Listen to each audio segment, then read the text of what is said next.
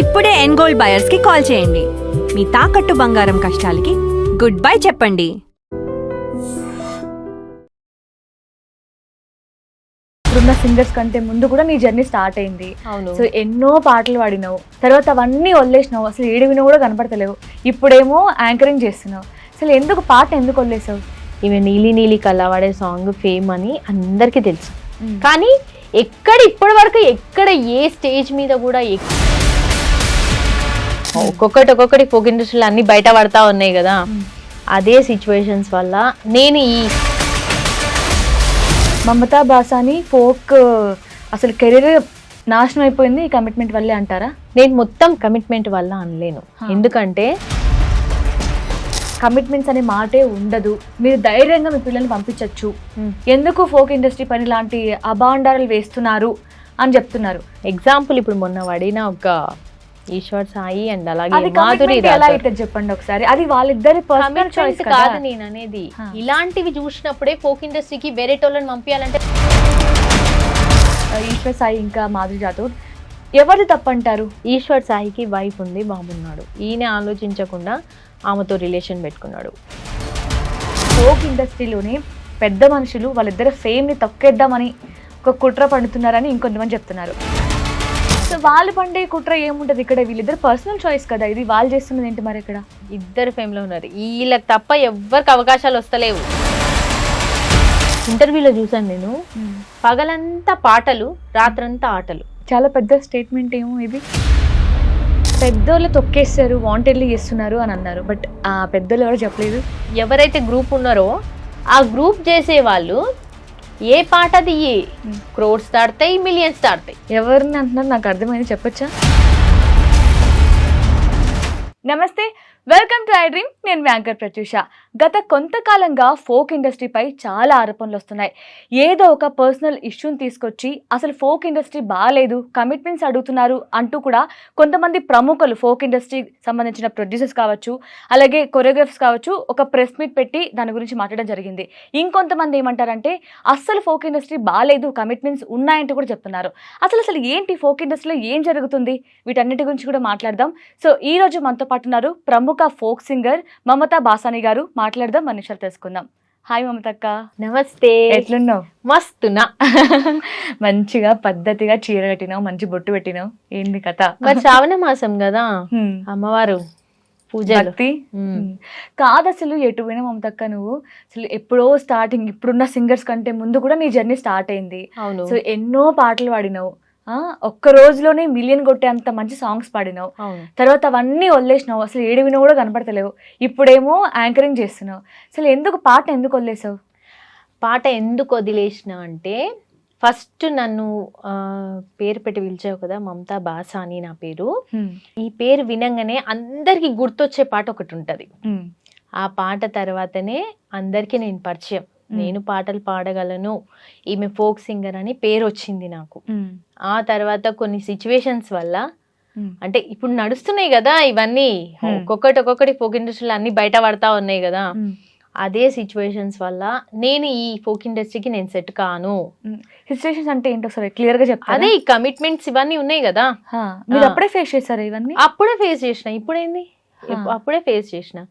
ఒక ప్రముఖ రైటరు అడిగితే కూడా నేను నో చెప్పిన. ఎట్లా కనిపిస్తున్నా నీకు, చెప్పు తెగుతుందని చెప్పిన అప్పట్లోనే. అందుకే వీటికి నేను సెట్ గాను. మనం ఎంతసేపు భక్తి పాటలు ఇట్లాంటివి వాడుకునేటోళ్ళం మనం, ఇక దీనికి సెట్ కామని చెప్పేసి నేను వదిలేసిపోయినా. మమతా బాసాని ఫోక్ అసలు కెరీర్ నాశనం అయిపోయింది ఈ కమిట్మెంట్ వల్లే అంటారా?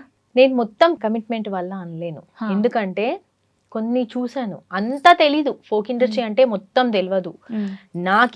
ఇప్పుడు అంటే చూస్తున్నా కదా, ఇంకా ముందు అయితే ఇంకెన్ని చూడవలసి వస్తుందో ఘోరాలు, నాకైతే అర్థమే అయితే లేదు.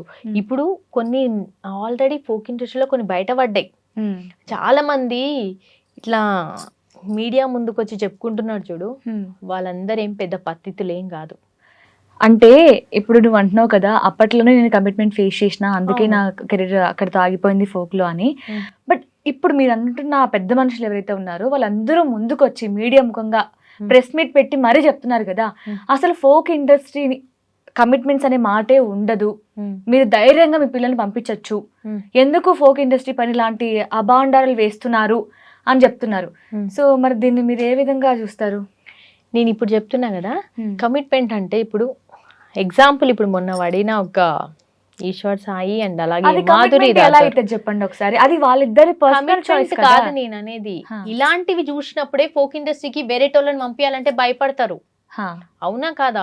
ఇప్పుడు ఒక ఫ్యామిలీలో పద్ధతిగా పెరిగిన అమ్మాయి ఉంటది, ఇగో ఇది ఇలాంటివి చూస్తారు.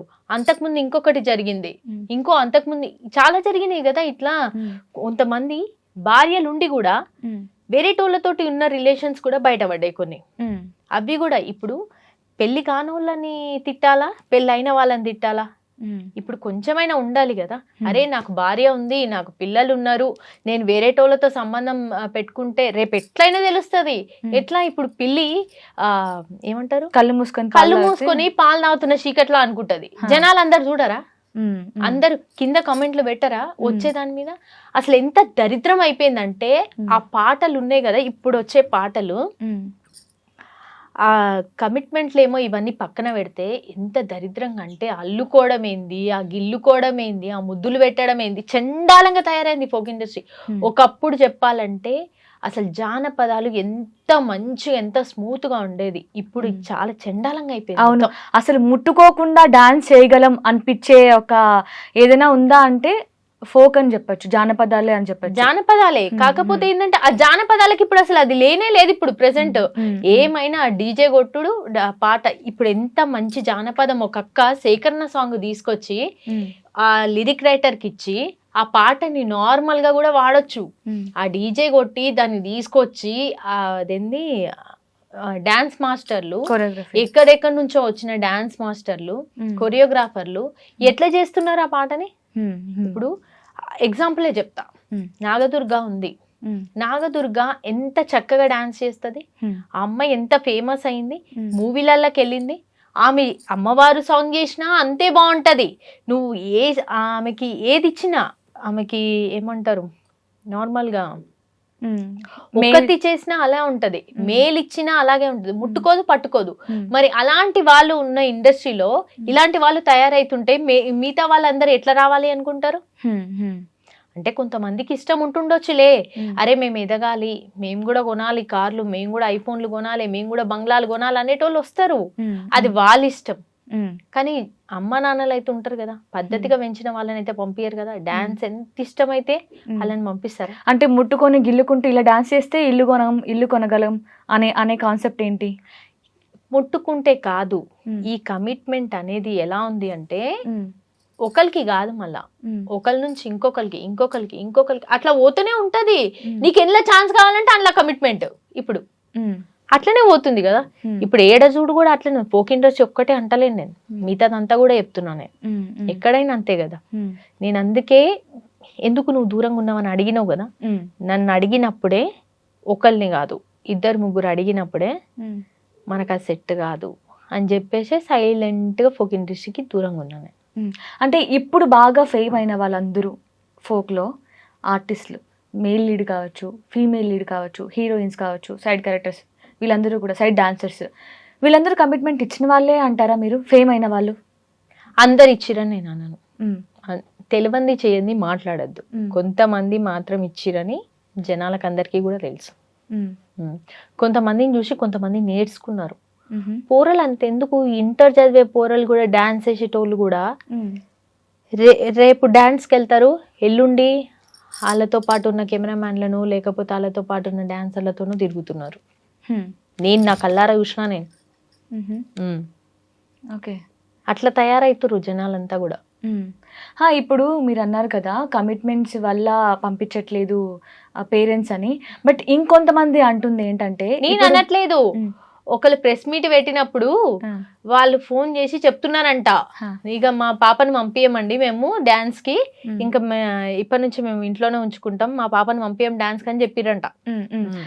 ఇప్పుడు ఎవరైతే ఆ ప్రెస్ మీట్ పెట్టి చెప్పిరో, సో చాలా మంది దానికి రివర్స్ గా కామెంట్స్ పెడుతుంది ఏంటంటే, డాన్స్ కంపోజ్ చేసే స్టెప్స్ కూడా అలానే ఉన్నాయి, సో వాటి వల్ల కూడా ఇప్పుడు ఒక హీరో హీరోయిన్ మధ్య ఇప్పుడు ఎగ్జాంపుల్ గా చెప్పింది కామెంట్స్ చూసిన నేను ఏం చెప్తున్నానంటే, ఇప్పుడు ఈశ్వర్ సాయి మాధురి రాథోడే ఉన్నారు. సో దాదాపు వాళ్ళు 20+ సాంగ్స్ చేశారు. వీళ్ళిద్దరే ఉన్నారా హీరోయిన్ హీరోలు? అంటున్నా, అంటే వాళ్ళిద్దరి స్టెప్స్ కూడా చూస్తే చాలా క్లోజ్ గా మూవ్ అవ్వడం ఇలాంటివి ఉంటాయి. సో దాని వల్లే వాళ్ళకి ఇలాంటి ఫీలింగ్ వచ్చిందంటూ కూడా కొంతమంది చెప్తున్నారు. 100% నిజమే అది. ఇప్పుడు ఒక సాంగ్ చేస్తున్నప్పుడు నార్మల్ గా అట్లాంటి ఏవి లేకుండా నార్మల్ గా చేస్తే అట్లాంటివి ఏమి ఉండవు. వాళ్ళ వైఫ్ పక్కనున్నా అదంటే ఏం కాదు. కానీ ప్రతి ఒక్క సాంగ్ వాళ్ళకే ఇచ్చి అలాంటి రొమాంటిక్ స్టెప్ లేపిచ్చి అవన్నీ ఇంకా ఇవన్నీ చేసింది ఎవరంటారు ఇప్పుడు? అదే ఎవరు వాళ్ళిద్దరికి ప్రేరణ తెచ్చింది ఎవరు? ఈ డాన్స్ మాస్టర్లు కదా, అవునా కదా? ఇప్పుడు ముట్టుకొని పట్టుకొని చేసేవన్నీ కూడా వాళ్ళు చెప్పే స్టెప్లే కదా. మరి అట్లా ముట్టుకున్నప్పుడు ఎవరైనా సరే వాళ్ళకి ఏమనిపిస్తుంది? 100% ఇంకా క్లోజ్ అవ్వాలనిపిస్తుంది. వాళ్ళు అప్పుడు ఫ్యామిలీ గురించి ఆలోచించరు, దీని గురించి ఆలోచిస్తారు. సో అలాంటి స్టెప్స్ వల్లే ఇలాంటి జరుగుతాయి అని మీరు అంగీకరిస్తున్నారు అయితే? 100%. కొంతమంది నిక్కచ్చిగా ఉంటారు, అంటే ఎంత ముట్టుకున్నా పట్టుకున్నా సరే నేను వెళ్ళొద్దు, అందులోకి వెళ్ళొద్దు, ఆ ఊబిలోకి వెళ్ళొద్దు, నాకంటూ ఒక ఫ్యామిలీ ఉంది అని కొంతమంది నిక్కచ్చిగా ఉంటారు. అది ఇప్పుడు ఉత్తాసేతులు సాంగ్ ఉంది కదా, నేను మాట్లాడొద్దు అసలు ఇవన్నీ, కానీ ఇప్పుడు మాట్లాడాల్సి వస్తుంది. ఆ అమ్మాయి వైష్ణవి ఉంది, ఆ అమ్మాయి కూడా చేసింది కదా డాన్స్,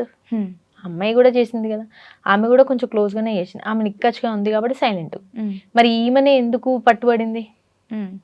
ఈమెతోనే ఎందుకు రిలేషన్ పెట్టుకున్నాడు? అవునా కాదా? ఇదంతా నిజమే కాదా? 3 months నుంచి రిలేషన్ లో ఉన్నప్పుడు వీళ్ళ భార్యకు ఒక్కసారి కూడా డౌట్ రాలేదా?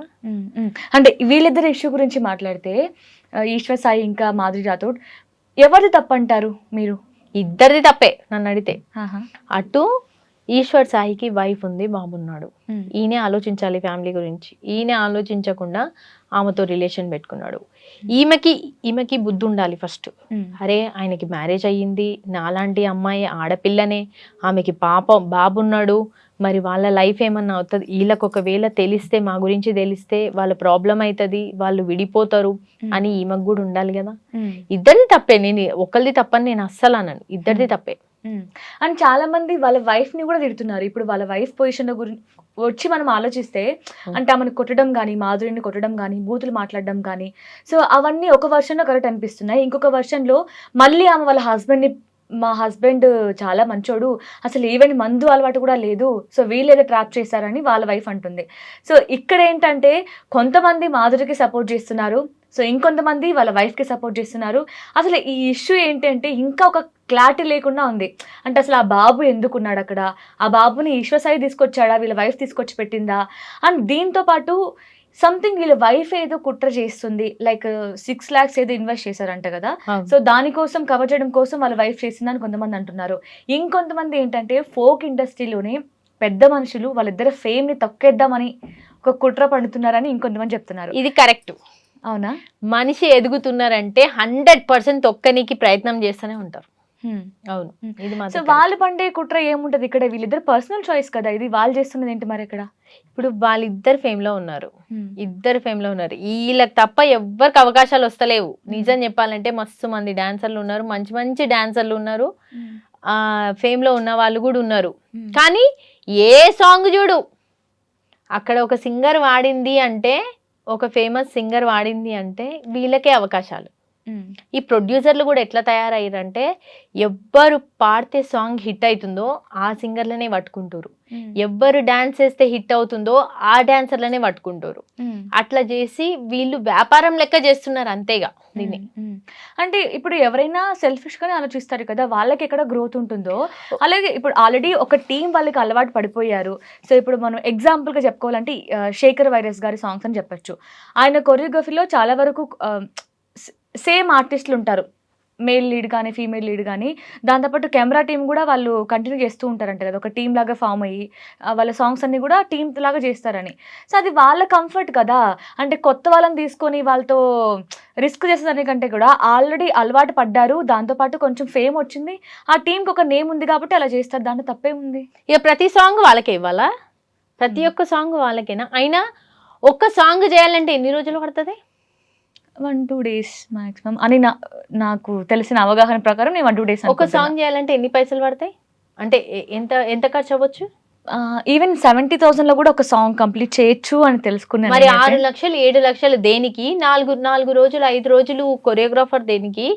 డాన్సర్లు దేనికి? హీరోయిన్ హీరో దేనికి? వీళ్ళంతా ఎలా ఉన్నారు తెలుసా? ఒక ఇంటర్వ్యూలో చూసాను నేను, పగలంతా పాటలు, రాత్రంతా ఆటలు. అంటే ఈ మాటకి అర్థం కాలేదు, ఒకసారి క్లియర్. పాటలు అంటే పొద్దునంతా డాన్స్ వేస్తారు, రాత్రి అయ్యేసరికి మంచి ఆటలు ఆడుకుంటారు, ఎవరికి నచ్చిన వాళ్ళతో వాళ్ళు. చాలా పెద్ద స్టేట్మెంట్ ఏమో ఇది. స్టేట్మెంట్ కాదు, ఒక ఇంటర్వ్యూలో చూసింది. నిజం చెప్పాలంటే ఇవన్నీ కామన్ అయిపోయినాయి ఇందులో. అసలు చాలా మంది అమ్మాయిలు కూడా పాడనీకి వచ్చిన వాళ్ళని కూడా చాలా మంది కమిట్మెంట్స్ అడిగారు. పాడనీకి వచ్చిన వాళ్ళని, డాన్స్ చేయనీకి వచ్చిన వాళ్ళని. కొంతమంది నచ్చక దూరం ఉన్నారు, కొంతమంది నచ్చి అందులోకి వెళ్ళారు. ఎప్పటికైనా సరే ఆ పని చేసిన వాళ్ళు, ఇప్పుడు కమిట్మెంట్ ఇచ్చి ఎదిగిన వాళ్ళు ఎప్పటికైనా సరే కింద పడక తప్పదు. ఒకరిని తొక్కాలని చూస్తే దేవుడు వాళ్ళనే దొక్కుతాడు, 100%. ఇది మాత్రం నిజం.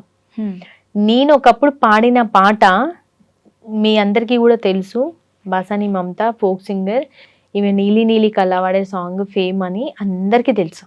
కానీ ఇప్పటి వరకు ఎక్కడ ఏ స్టేజ్ మీద కూడా ఎక్కడ ఎవరు చెప్పలేదు. ఆ ఛానల్ వాళ్ళు కానీ ఎవరన్నా కానీ ఎవరు చెప్పలేదు. కానీ మొన్న జరిగిన ఒక జాతరలో, బోనాల జాతరలో మానుకోట ప్రసాద్ అన్న డైరెక్ట్గా ఈ చెల్లకు కూడా హిట్ ఇచ్చిన పాట, నేనే రాసిన పాట, ఈ చెల్లకి హిట్ ఇచ్చిన అని చెప్పి చెప్పుకున్నాడు మానుకోట ప్రసాద్ అన్న. అది నా సక్సెస్, 100% నా సక్సెస్. నేను ఇప్పటివరకు ఎక్కడ అంటే ఎవ్వరు మానుకోట ప్రసాద్ అన్న కానీ, లేకపోతే రఘు మాస్టర్ కానీ, లేకపోతే దేక్తడి హారిక కానీ, దేక్తడి హారిక డైరెక్ట్గా జబర్దస్త్ అది దాంట్లోకే వెళ్ళింది. మన అది టీవీలో శేఖర్ మాస్టర్ డి దాంట్లో ఆయన కూడా చెప్పారు, నువ్వు చేసిన డాన్స్ చాలా హిట్ అయిందమ్మా, చాలా బాగుంది పాట అని ఆయన చెప్పారు. కానీ అందులో నా పేరు చెప్పలేదు. దేంట్లో ఇప్పటివరకు నా పేరే వెళ్ళలేదు, నా పేరే లేకుండా. ఇంకో విషయం ఏంటంటే, నేను వాడిన సాంగ్ డీజే వర్షన్ లా వేరే సింగర్ తో పాడించారు. నేను వాడిన సాంగ్ నేను అసలు యాక్చువల్లీ నా సాంగ్ ని డీజే వర్షన్ లా మేము పాడాలి, నేనే వాడాలా లేకపోతే దాన్నే డీజే వర్షన్ చేస్తారో అది వాళ్ళ ఇష్టం. కానీ నేను వాడిన దాన్ని డీజే వర్షన్ చేపించారు, అది ప్రముఖ సింగర్ తోటి. అది దానికి నా పర్మిషన్ లేదు. నేను అందుకే ఏమనుకున్నా అంటే, మొత్తానికే దూరం అయిపోయినా కదా, మొత్తానికే దూరం ఉండాలి, ఎందుకు అనవసరంగా ఇలాంటి వాటిలో మళ్ళీ ఇరుక్కొని మళ్ళీ ఎందుకు నేను పెంట చేసుకోవడం, హ్యాపీగా ఏదో వచ్చినాయి చేసుకుంటున్నా ఉంటున్నా అని అట్లా ఉన్నా. నేను చేసే వాటిలలో కూడా యాంకరింగ్కి వెళ్తాను కదా, నేను ప్రతిదీ చాలా, నేను నిజం చెప్పాలంటే చాలా స్ట్రగుల్ పడ్డా. ఈ పాటల తర్వాత ఒక అన్న నాకు ఛాన్స్ ఇచ్చిండు, శ్రీకాంత్ అన్న అని ఒక అన్న, అక్కడ మన సిరిసిల్లాలో ఉంటాడు, సిద్దిపేట సైడ్ కరీంనగర్. ఆ అన్న ఛాన్స్ ఇచ్చిన తర్వాత ఒక పాటతో నేను ముందుకు వచ్చిన. దానికి డాన్స్ వేసింది జానులీరి అక్క. ఓకే, జానులీరి అక్క డాన్స్ వేసింది. ఆ పాట తర్వాత మళ్ళీ నెక్స్ట్ ఇంకో అన్న ఛాన్స్ ఇచ్చిండు. ఆయన ఛాన్స్ ఇచ్చినప్పుడే ఇంకొక సాంగ్ కూడా వచ్చింది. అట్లనే 2 సాంగ్స్ అక్కడే పాడేసిన. అట్లా సాంగ్స్ నేను దగ్గర ఒక 98 ఏమో పాడిన, అంతే. ఇట్లా ఛాన్సెస్ వచ్చినాయి, పాడుతున్నా తప్ప ఏ రోజు స్టూడియోకి వెళ్ళి నాకు ఒక పాట ఇవ్వండి అని ఎవరిని బతిమాలలేదు. ఎంతో మందికి నేనే పాడినా అని తెలిసి, అమ్మా నెక్స్ట్ సాంగ్ పక్క నీదే అమ్మా, 100% నీదే అమ్మా అంటారు. అలా మాట్లాడిన వాళ్ళు బొచ్చడి మంది ఉన్నారు. నీకు తప్పకుండా ఇస్తాం మమత, నీలాంటి వాళ్ళు ఉండాలి సింగర్లు, నీలాంటి వాళ్ళు, నీలాంటి మంచి మనసున్న వ్యక్తులు ఉండాలి ఈ ఫోక్ ఇండస్ట్రీలో ఉండాలి, నువ్వు చాలా మంచి వ్యక్తివి, నువ్వు మంచి ఇంటర్వ్యూలు చేస్తావు, ఇది నీ మనస్తత్వం మంచిది, అందరికి హెల్ప్ చేస్తావు. వాళ్ళు మాట్లాడతారు కానీ ఎవరు ఛాన్స్ ఇవ్వరు. అరే అమ్మాయికి అసలు ఛాన్స్ అదేంది, పాట పాడే ఇది ఉందా లేదా, అసలు సత్తా ఉందా లేదా, ఒకసారి పాడిపిద్దాం, ఇదంతా ఏం లేదు వాళ్ళకి. కాదు, ఎందుకు దొక్కేస్తారు అంటారు మరి మీరు మిమ్మల్ని? నాకు బాగా పొగరు, నేను చెప్తున్నా కదా, నేను ఎవరన్నా గింత మాట అంటే అస్సలు కొన్ని, ఇది మాత్రం 100% నిజం. ఇదే మాట అంటారు అందరూ, ఈ అమ్మాయికి ఉన్న పొగరు వల్లనే ఈమెకు ఛాన్సెస్ రాకుండా పోయినాయి అని. ఎవరన్నా ఒక మాట అంటే అసలు పడా, నేను పడా వాళ్ళని తిరిగి కంపల్సరీ అంట. ఆడెంత పెద్ద మనిషి అయినా సరే నేను పక్కా అంట మాట. ఆ మాట అంట కాబట్టి వాళ్ళకి కోపం వస్తుంది, వాళ్ళు ఇవ్వరిగా ఛాన్స్. మళ్ళీ బ్యాక్ టు మనం ఈ ఇష్యూ గురించి వస్తే, పెద్దోళ్ళు తొక్కేస్తారు, వాంటెడ్లీ చేస్తున్నారు అని అన్నారు. బట్ ఆ పెద్దోళ్ళు ఎవరో చెప్పలేదు. పెద్దోళ్ళు ఎవరో చెప్పలేదు అంటే, ఈ ఫోక్ ఇండస్ట్రీలో ఒక గ్రూప్ ఉందంట, చాలా మంది మాట్లాడుకుంటున్నారు. ఎంత మంచి సాంగ్ దీను ప్రొడ్యూసర్లు, ఎంత మంచి సాంగ్ ది, అదే సింగర్ తో పాడిపి, అదే డాన్సర్లతో డాన్స్ అయిపి, కానీ ఆ పాట మాత్రం పోదు. కానీ ఈ గ్రూప్ చేసే ఎవరైతే గ్రూప్ ఉన్నారో ఆ గ్రూప్ చేసే వాళ్ళు ఏ పాట దియ్యి క్రోడ్స్ దాడతాయి, మిలియన్స్ దాడతాయి. ఎవరిని అంటున్నారు నాకు అర్థమైంది, చెప్పొచ్చా? చెప్పొచ్చు. శేఖర్ వరేస్ గారిని అంటున్నారా? అవును, 100% నిజమే. ఇప్పుడు ఆయనకేం యూజ్ ఉంటది వీళ్ళని వాంటెడ్లీ ఇలా ఇరికిస్తే? దానికి దీనికి ఏం సంబంధం ఆయనకి? ఇప్పుడు నేను శేఖర్ వైరస్ సరేనే అంటలేను, కొంతమంది ఉన్నారు ఒక గ్రూపే అనమాట. ఎట్లా అంటే వీళ్ళ సాంగ్సే ఇవ్వాలి, వీళ్ళ సాంగ్సే, వీళ్ళకే ఛాన్సులు రావాలి, ఇంకెవ్వరికి రావద్దు అని చాలా మంది. ఒకళ్ళు ఎదుగుతుంటే తొక్కే వాళ్ళే చాలా మంది ఉన్నారు ఇలా. అది అంటే ఏ విధంగా ఆయన ఇన్వాల్వ్ అయ్యాడు ఈ విషయంలో అంటే ఏం చెప్తున్నారు? ఏది ఇప్పుడు ఈ ఈశ్వసాయి మాధురి ఇష్యూలో అసలు శేఖర్ వైరస్ గారే చేస్తున్నారని చెప్తున్నారు కదా వాళ్ళ టీం అని. అంటే ఏ విధంగా ఇన్వాల్వ్ అయ్యారు వీళ్ళు ఇందులో? నేను అసలు శేఖర్ వైరస్ సరే చేస్తున్నాడని నేను అంటలేను, ఒక టీం ఇన్వాల్వ్ అయ్యింది అంటున్నా అంతే. ఇప్పుడు అదే ఏ విధంగా ఇన్వాల్వ్ అయ్యింది అంటున్నాను. ఇప్పుడు వీళ్ళిద్దరిని కలిపింది ఆయననే 100%. ఇప్పుడు క్లియర్ గా తెలిసిపోతుంది కదా. ఇప్పుడు ఈశ్వర్ సాయిని అండ్ మాధురి రాథోడ్ని కలిపింది ఆమెనే. వీళ్ళిద్దరు క్లోజ్ గా ఉన్నారు కాబట్టి, వీళ్ళు బాగా డాన్స్లు వేస్తున్నారు, ఇంకా క్లోజ్ అవుతున్నారు కాబట్టి 3 months నుంచి వీళ్ళిద్దరు రిలేషన్ లో ఉన్నారు అన్న విషయం వాళ్ళకి తెలీదా? ఆయన చెప్పుకొస్తున్నాడు కదా.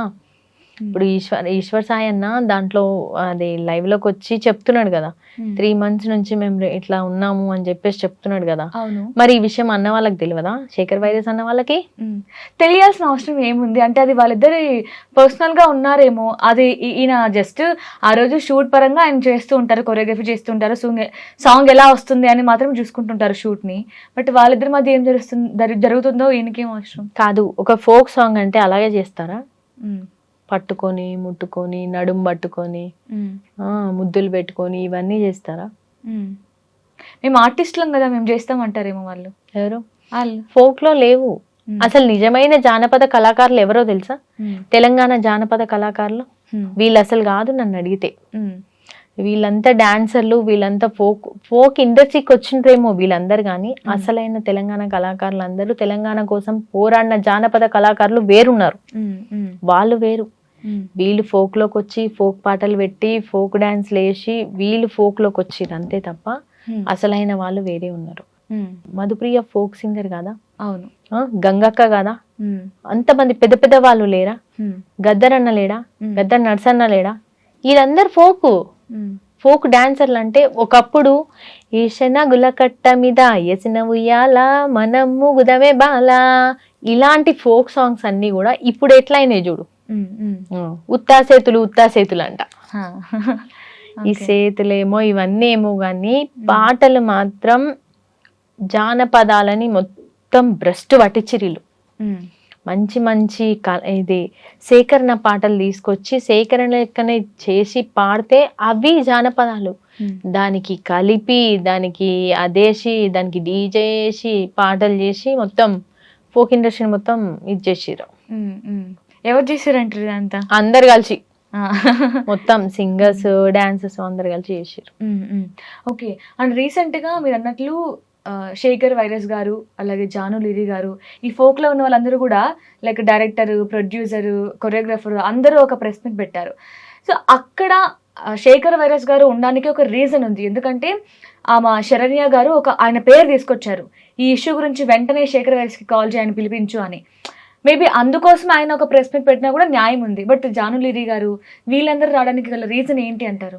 నీకు విషయం తెలుసా, అక్కడ ప్రెస్ మీట్ లో కూర్చున్న ఇంకో వ్యక్తి కూడా ఉన్నారు, ఆయనది కూడా ఇష్యూ ఏదో బయటకు వచ్చింది. అవునవును. అప్పటికప్పుడే దాన్ని కాంప్రమైజ్ చేసుకురు, ఏం చేసుకురో మాకు తెలియదు. అది నేను చెయ్యలేదు అది ఇదని చెప్పుకుంటున్నాను. అది ఎంతవరకు నిజమో అబద్ధమో నాకు తెలియదు అని. సో ఫైనల్లీ మమతక్క, మరి మీ ప్లాన్స్ ఏంటి? ఇంకా యాంకరింగ్ ఏనా, లేదంటే మళ్ళీ ఏమైనా మీ నుంచి? ఇంకో విషయం తెలుసా, జానపద కళాకారులని నేను ఏమంటారు బయటికి తీసుకురావాలి అన్న ప్రయత్నంలో నేను ఒక ఛానల్లో 150 ఇంటర్వ్యూలు ఓన్లీ జానపద కళాకారులే వాళ్ళు, మన తెలంగాణ కళాకారులు. ఇప్పుడు అంటున్నారు కదా ఫోక్ ఇండస్ట్రీ అంటున్నారు కదా, జానపద కళాకారులు అస్సలు తెలంగాణ కళాకారులు, నేను వాళ్ళని ఇంటర్వ్యూ చేసినప్పుడు ఎవ్వరు నన్ను సపోర్ట్ చేయలేదు. ఎవ్వరు అంటే ఎవ్వరు సపోర్ట్ చేయలేదు. కానీ JDL టీవీ ద్వారా నేను మన తెలంగాణ కళాకారులను 150 మందిని నేను ఇంటర్వ్యూ చేశాను.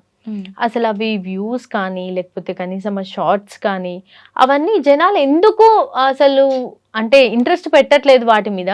ఈ కాంట్రవర్సీ అనగానే, ఇది లొల్లి అనగానే, ఈ గొడవలు అనగానే ఎందుకు అంత కాంట్రవర్సీ అంటే ఎందుకంత ఇంట్రెస్ట్ పెడుతున్నారో అర్థమైతలే.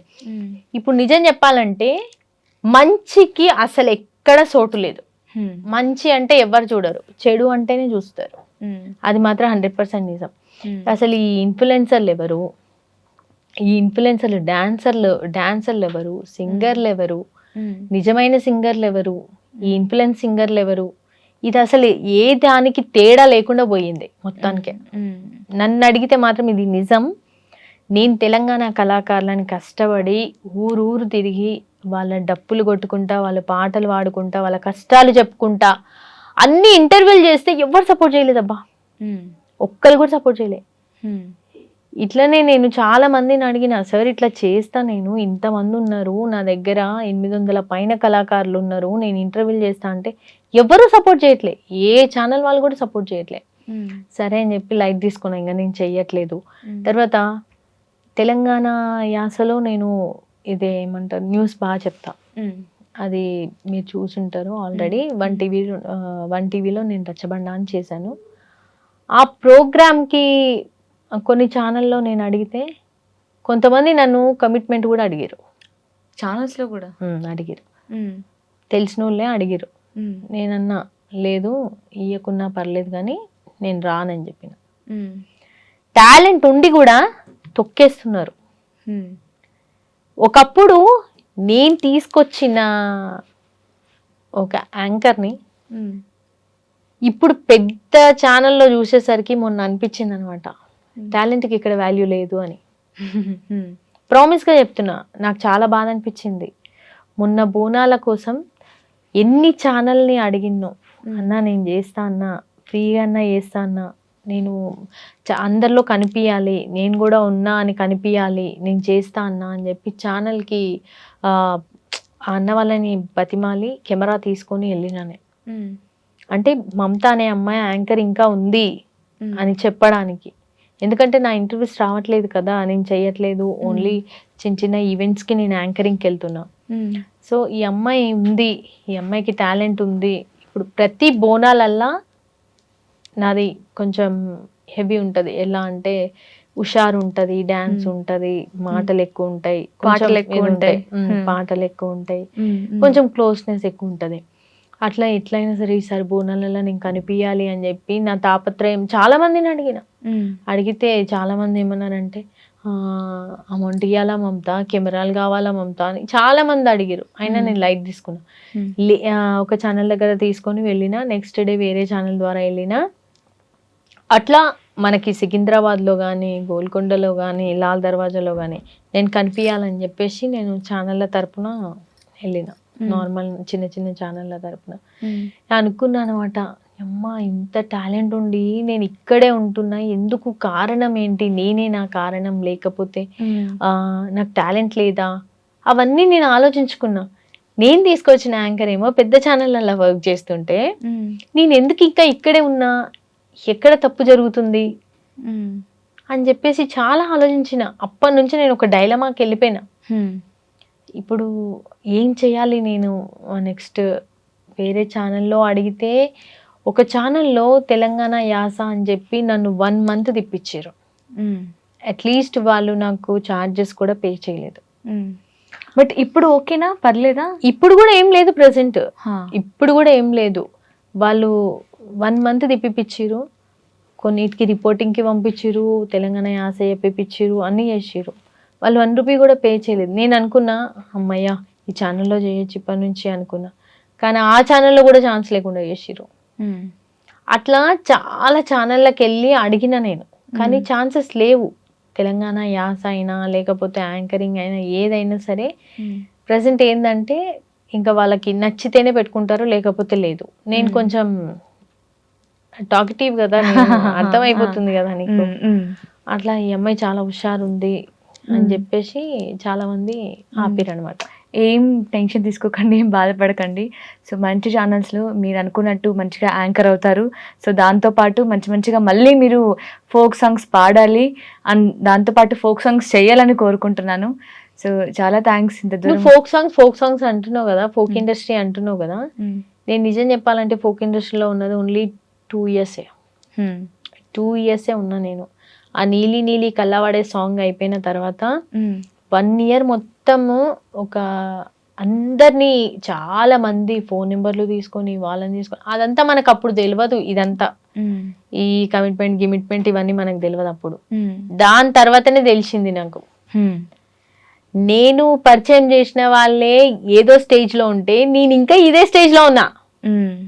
అది ఇంకొక విషయం ఏంటంటే, నేను ఎప్పటి నుంచో ఒక మాట ఎక్కడైనా ఏ ఇంటర్వ్యూలోనైనా చెప్తుండే, ఇట్లా నన్ను మోసం చేసిరు.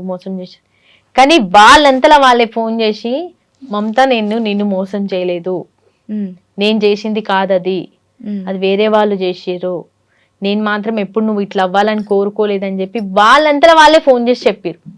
అంటే పేరు మెన్షన్ చేయకపోయినా